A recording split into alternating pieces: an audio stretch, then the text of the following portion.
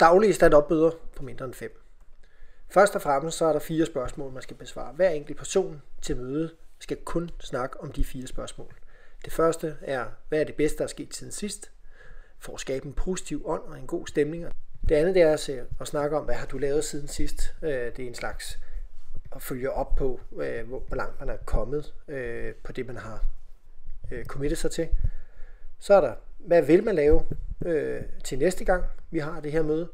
Og har jeg nogle udfordringer, som jeg skal hjælpe med? Det foregår sådan, at alle stiller sig op og står med front imod hinanden, meget gerne i en cirkel. Der er kun én, og ikke mere end en, der taler ad gangen. Brug eventuelt en talking stick. Det er et gammelt indianertrik, hvor man har en pind, det kan bare være en blyant, som man siger, den der har blyanten, det er den, der må tale. Alle andre skal være stille, og når man er færdig med at tale, så giver den person så blyanten videre, og den næste taler. På den måde er der kun én, der snakker. Sådan en møde må maks tage 10 minutter. Det daglige stand-up møde, det skal foregå samme sted og på samme tid hver dag. Hvor kommer egentlig de her stand-up møder fra?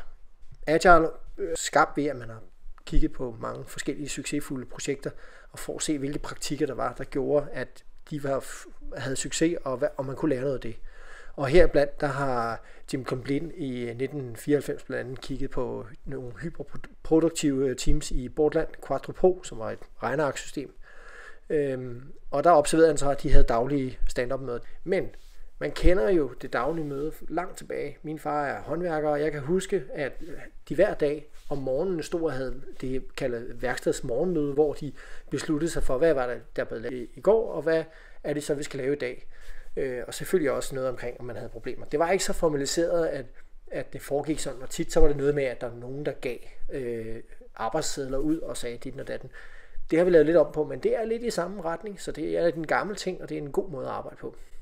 Det her det er nogle eksempler, nogle billedeksempler på, hvordan folk de står. Man kan også tydeligt se, at de har en væg, hvor de har nogle arbejdssedler her. Det er så nogle post-its eller nogle store sedler, de har sat op og arbejder med.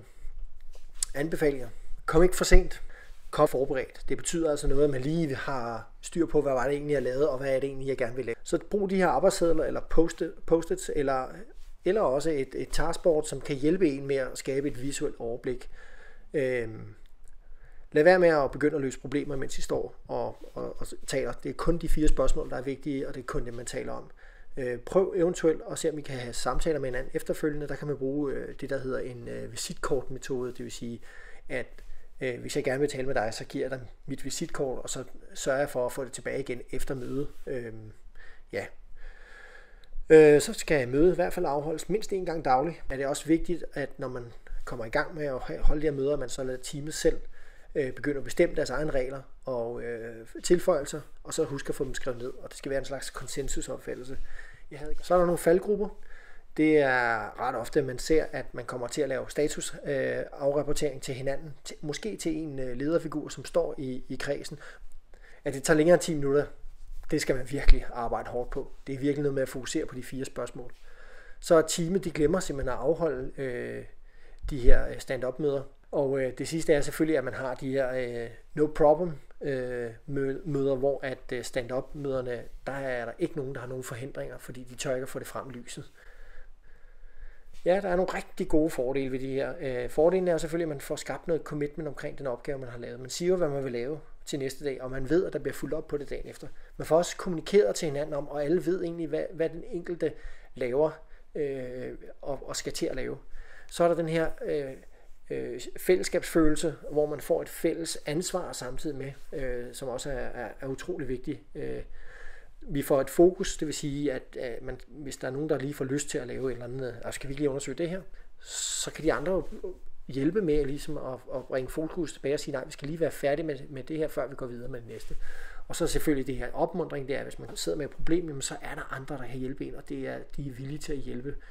Ja, det var så stand up in less than 5.